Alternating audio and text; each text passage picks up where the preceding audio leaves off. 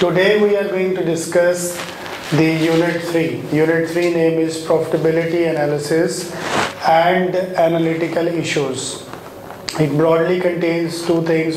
In the first part of the chapter, we will discuss that if we want to check the profitability of a company, so what are the formulas, what are the tools, technique, ratios that we can apply on and we can get the results. Then on the same way we have in the later portion we will discuss the implications, consequences and some considerations to use this analytical skills. Broadly we are going to discuss profitability ratios, market ratios, ratios in general. We will discuss what are the implications. Then profitability analysis we are going to discuss factor affecting reported profitabilities, effects of foreign currency issues on the profitability, effects of off-balance sheet financing and effects of IFRS International Financial Reporting Standards. Because living in USA we are following GAAP's generally accounting accepted principles. So now because the world is shifting on from GAAPs to IFRS, so what could be the issues? What is the difference between GAAP and IFRS from certain issues? And effect on fair value accounting. Before I discuss in detail, just let me give you a picture of what we are going to discuss. Generally, a CPA or a chartered accountant is going to develop the financial statements, which includes income statement and balance sheet. Income statement is a summary of income and expenses. Balance sheet is a summary of assets, liabilities and capital. This is the basic knowledge that we have. Based on that, now we have certain type of ratios. What are the ratios? When we divide two things, it becomes a ratio.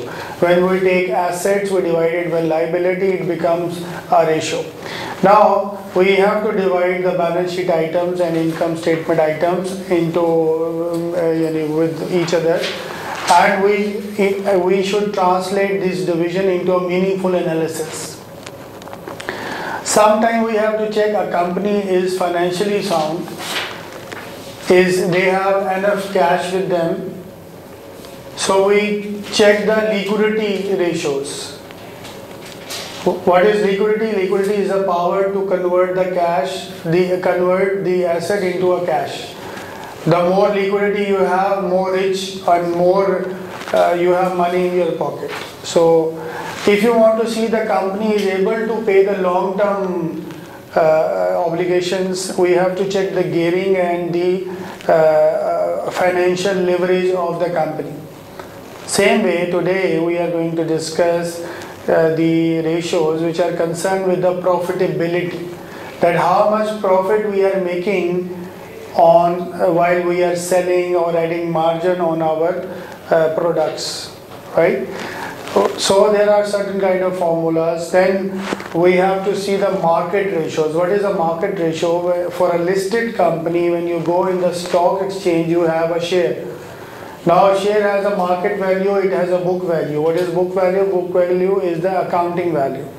So what earning per share, what we are getting, what is EPS, earning per share, this is what we are going to discuss. Then of course we have to discuss the limitation of the ratios. Generally, when you go to a bank or a finance house, you need some loan from a company point of view. They will ask for your financials and they will put it in analysis. They will do the ratio analysis called spreading, which will give the different results for different ratios. What are those ratios we are studying here?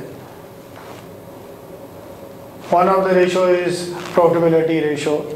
But surely we have to understand that these are the techniques.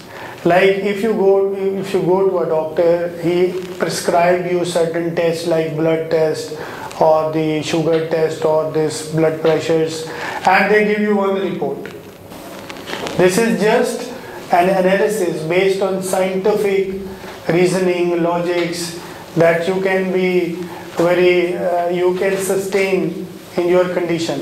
If your blood report test is not good, if your the sugar test is not good, they will highlight that improve on this, improve on this. Same way, when a company get the financial statements, they use the ratio analysis to see that your long-term ability is good, okay, very good. If your short-term ability to pay the debts is not good, so let's focus on this one. This is the technique to use the ratios, as I give you the example for a medical expansion, the testing and reporting that helps doctor to see where they have to shift you. For that, he will advise you certain medicines, certain food techniques. Same way, when a company has financial statements, they apply the ratio techniques, ratio analysis, and they come up with the results which are showing that, okay, your liquidity is not good, your gearing is not good, your short-term ability to meet the expenses is not good.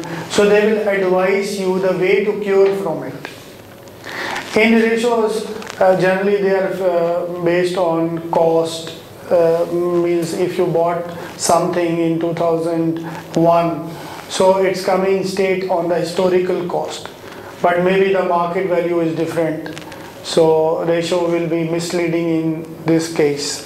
Surely we are using the depreciation, we have standards for impairment, but in general this is considered as a limitation that we are recording the assets on cost, which is historical cost. And market prices fluctuation, inflation, currency rate fluctuation, swappings is not being considered in the financial statements. So generally, because of these reasons, the ratios have a limitations. But still, it's a very good tool, very analytical in a sense. With this is then. Profitability analysis we are going to make based on the ratios, that how to enhance the profitability. Then we will see that dealing with the foreign currency, when you are living in UAE, you are working with US. So today you bought something on say $1 million. Dollar rate is 3.67. Tomorrow the rate is 3.98. Day after tomorrow it will be 3.26. Although we know by definition dollar is remain fixed, but somehow plus minus is euro. You can see euro going up and down. Pound 2 years before 7 was the rate. As of today maybe 5.8 something. So it's a fluctuation. It's a loss. Without doing, there is a currency loss, which is going to affect the profitability of the company. Same way, when you came here maybe 3 years before, the rate was less in compared to your local currency. And if we take the example of Pakistan, when 3 years before it was 16 rupees against 1 dirham. Now this is 23.45, right? Means if someone came on 10,000 dirhams, his salary in Pak rupees was 160,000. Now same 10,000 dirhams he earned 23,000. Mean appreciated 70, 80,000 just for nothing. Although this is beneficial for the single individual who is earning here because he is getting more money to stay here. On the opposite side, it's bad for the country because they are losing value for their currency. So what are the impacts on the profitability of the company for losing currencies? This is very important to consider in the profitability analysis. That's why we will see the currency fluctuations, interest fluctuations also. 3 years before, every bank was giving cars, personal loans on the low interest rates. From last 1.5 years, it's difficult to get low interest loans. Now interest rate is very high, 13%, 13.5%, which used to be 9%, 8%. So it is going to, this interest is a cost which is going to reduce your profitability, right? So this all we are going to discuss. In the later portion only we have to discuss the difference of GAAP with the IFRS. Just for an example, in US when you go for a stock valuation, example, your first treatment in US the stock valuation is from LIFO, last in first out. In say UK or somewhere else, this is first in first out. So the value will be different. When you are comparing a company in UK, you will compare with the US, figure, their inventory figure is more, here inventory figure is less.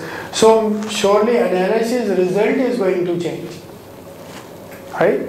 This is the same for stock valuation, this is for the depreciation also. Somewhere you are using sum of digit method, somewhere you are using straight line method, somewhere you are using reducing balance method, right? So how it create difference and how to start thinking in this way for analyzing the company, that the accounting policies of the companies might affect the evaluation technique, and which makes difficult to compare two same kind of companies because of their accounting policies.